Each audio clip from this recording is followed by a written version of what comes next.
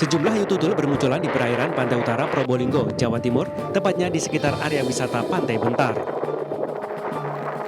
Mamalia dilindungi ini berenang di tepi pantai dan kerap muncul ke permukaan. Hiu tutul yang muncul ukurannya bervariasi dengan panjang 5 hingga 8 meter dan lebar tubuh nyaris 2 meter. Beberapa warga yang penasaran melihat langsung mamalia pemakan plankton tersebut dengan menaiki perahu. Kawanan hiu tutul berenang di perairan dangkal dengan jinak sehingga bisa dilihat dari jarak dekat. Jumlah mamalia laut ini diperkirakan akan terus bertambah karena merupakan fase awal migrasi hiu tutul dari habitat aslinya ke perairan utara. Migrasi hiu tutul ke perairan Probolinggo diperkirakan terjadi karena faktor lingkungan. Dari Probolinggo, Jawa Timur, Hana Purwadi, iNews melaporkan.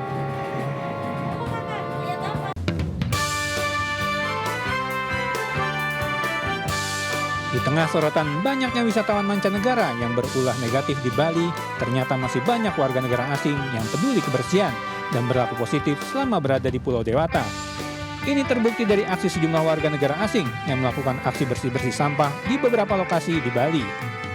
Para bule ini bergotong royong membersihkan sampah-sampah yang kebanyakan terbawa arus laut hingga mengotori sejumlah pantai. Para bule ini pun tak segan-segan membawa serta keluarganya untuk ikut membersihkan dan membawa kantong-kantong sampah untuk dibuang ke tempatnya. Tak hanya sampah di pantai, sampah-sampah yang terbawa banjir akibat tingginya curah hujan juga ikut dibersihkan para wisatawan yang tak hanya berlibur, namun juga mengisi waktu liburan dengan kegiatan positif. Ini jadi bukti masih banyak warga negara asing yang berperilaku baik di tengah gempuran ekspos banyaknya bule yang berbuat ulah negatif.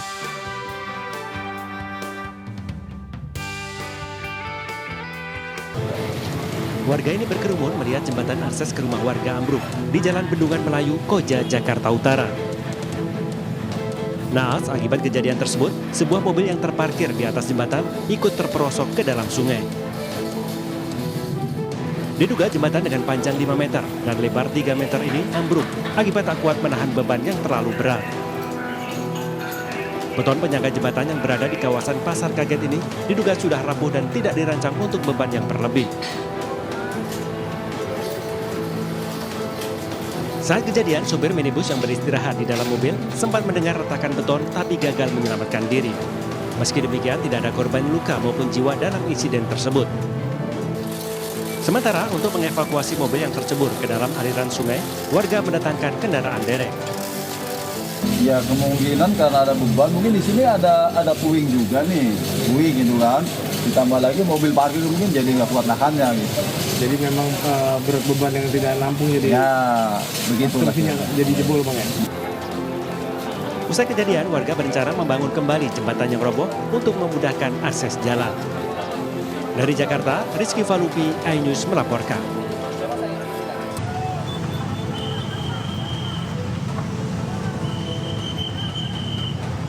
Sebuah gerai makanan di dekat kampus IAIN Syarif Hidayatullah Ciputat, Tangerang Selatan, Banten mengalami kebakaran hebat Selasa siang sekitar pukul 13 waktu Indonesia Barat. Insiden kebakaran yang dipicu kebocoran selang kompor gas ini mengakibatkan hampir seluruh ruang makan gerai ayam bakar itu terbakar habis. Lokasi kebakaran yang terletak di tepi Jalan Juanda, Kelurahan Cempaka Putih, Kecamatan Ciputat Timur itu juga mengakibatkan arus lalu lintas tersendat karena banyaknya warga yang menonton kebakaran.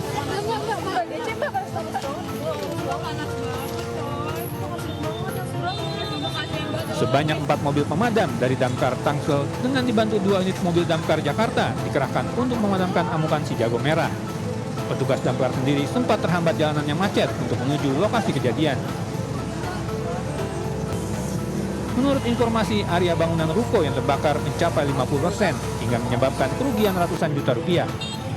Beruntung tidak ada korban jiwa dalam kejadian kebakaran ini dan api berhasil dikuasai dan dipadamkan pada pukul 14.00. Pihak Damkar Jakarta melaporkan kebakaran terjadi saat pegawai gerai ayam bakar hendak menyalakan kompor. Namun tiba-tiba ada gas bocor yang menimbulkan kebakaran di area dapur. Sebuah aksi pencurian burung di sebuah rumah warga di kawasan Pademangan Timur, Jakarta Utara terekam kamera pengawas. Dalam aksi pencurian yang terjadi Minggu sore, terlihat pelaku memasuki halaman rumah korban. Awalnya diduga pelaku hendak mengambil sebuah motor, namun diurungkan karena motor menggunakan kunci ganda. Pelaku kemudian mengambil sebuah sangkar burung dan mengambil burung di dalamnya dan memasukkannya ke dalam saku celana. Wah mas, nggak mati itu burung. Akibat ulah pelaku, korban mengalami kehilangan seekor burung cucak hijau seharga 2 juta rupiah.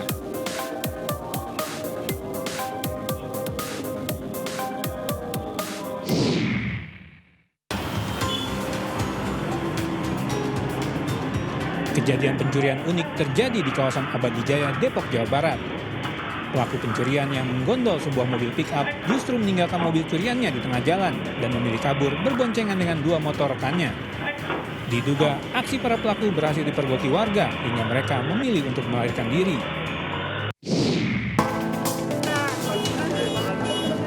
Seorang pria diduga oknum anggota TNI diamankan petugas kepolisian di Medan, Sumatera Utara. Oknum anggota TNI itu diduga membackingi debt collector yang melakukan tindakan meresahkan masyarakat. Iya, mana suratnya, Bang? Namun upaya pengamanan ini sempat dihalang-halangi rekan pelaku yang mempertanyakan dasar penangkapan tersebut. Setelah mendapat penjelasan dari petugas, pelaku akhirnya berhasil diamankan dan rekan pelaku tidak bisa lagi mencegah penangkapan tersebut. Aksi tidak terpuji dilakukan 2 orang pelaku pencurian di kawasan Jalan Raya Mer, Surabaya, Senin pagi. Ada aturannya, Bang. Bang, sekarang gini, Bang. Aturannya kan ada.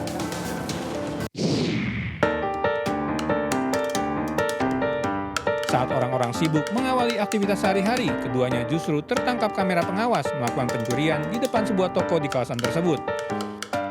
Ternyata kedua pria bermotor itu kedapatan mencuri rak piring dari dalam bangunan. Waduh mas, buat istrinya atau buat dijual lagi tuh rak piringnya? Kejadian ini sudah dilaporkan ke Polsek Rungkut.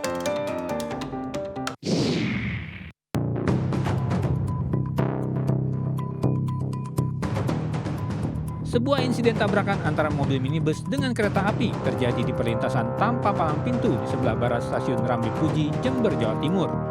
Mobil minibus yang melaju pelan tanpa memperhatikan situasi kiri kanan rel kereta tiba-tiba tertabrak kereta api yang melintas.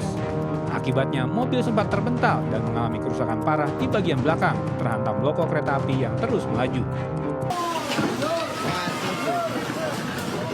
Meski tidak diguyur hujan, namun sebuah insiden banjir kiriman menyebabkan sebuah dusun di Desa Pelumpang, Kecamatan Pelumpang, Tuban, Jawa Timur terpaksa merasakan imbasnya. Luapan banjir yang membawa beragam material mengakibatkan sebuah jembatan bambu hancur dan terbawa arus sungai akibat diterjang batang-batang bambu yang terbawa banjir. Kebiasaan ini mohon jangan ditiru. Seorang warga yang tengah menyiram jalan dengan air telah memicu terjadinya kecelakaan.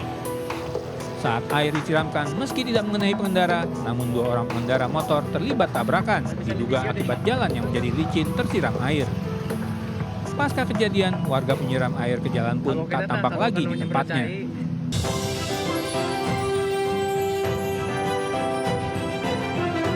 Menteri Komunikasi dan Digital atau Menkom Digi Mutia Hafid hadir sebagai pemateri utama dalam MNC Forum ke-77 GI News Tower, Jakarta Pusat. Dengan bertajuk strategi pemerintah dalam melakukan percepatan transformasi digital untuk mewujudkan Indonesia Emas dan Corporate Business Update, forum ini turut dihadiri Eksekutif Chairman MNC Group Haritanu Sudibyo serta Co-CEO MNC Group Angela Tanu Sudibyo. Forum kali ini fokus bertukar gagasan dan mendiskusikan tantangan pemerintah untuk menerapkan literasi digital sehingga bisa menciptakan masyarakat produktif menuju Indonesia Emas di 2045.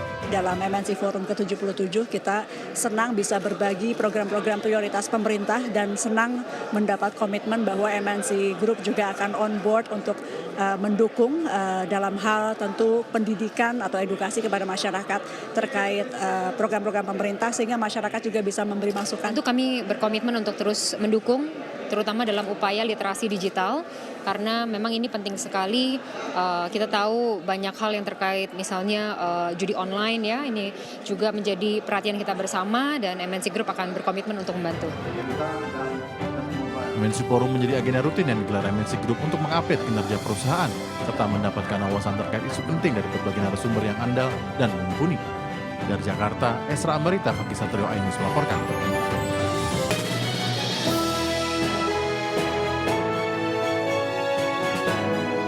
Setelah sukses dengan sejumlah film animasi seperti Kiko dan Titus, kini MNC Animation menghadirkan film animasi garapannya yang berjudul Zanna Whisper of Volcano Isle. Film yang diproduseri Liliana Tanu Sudibyo ini membawa pesan positif tentang persahabatan, keberanian, serta kepercayaan pada diri sendiri. Menjadi tontonan yang bermutu dan berkualitas, film animasi Zanna Whisper of Volcano Isle akan tayang perdana pada 2 Januari 2025 untuk menemani anak-anak di saat libur sekolah. Peluncuran film animasi garapan MNC Animation di Bioskop 21 Plaza Indonesia Jakarta Pusat ini turut dihadiri sejumlah figur publik serta para pemeran suara seperti Alia Nur Sabrina, pengisi suara Zanna, Brooklyn Arif Rea, pengisi suara Novi, serta Robi Purba, pengisi suara Atlas dan Oleander. Kita harus berbuat sesuatu untuk anak-anak Indonesia gitu ya. Kita harus membuat film yang bermutu, yang dapat memberikan edukasi bagi mereka. Kita melihat ke alam ya, melihat betul. Ke alam, terus melihat ke hewan-hewan gitu ya. Jadi saya melihat ada sosok yang menarik nih, kupu-kupu. Jadi kupu-kupu itu dijadikan hidup seperti manusia, meskipun dia punya sayap. Nah, orang Indonesia kalau ngelihat orang sama sayap itu pasti peri katanya. Betul juga. Jadi pada awalnya itu kupu-kupu bukan peri. Eksekutif Chairwoman MNC Group Liliana Danusudibyo sekaligus produser eksekutif film animasi Zanna berharap anak-anak Indonesia mampu menjadi pribadi yang lebih percaya diri dan berani dalam menghadapi kenyataan. Tim Liputan iNews melaporkan.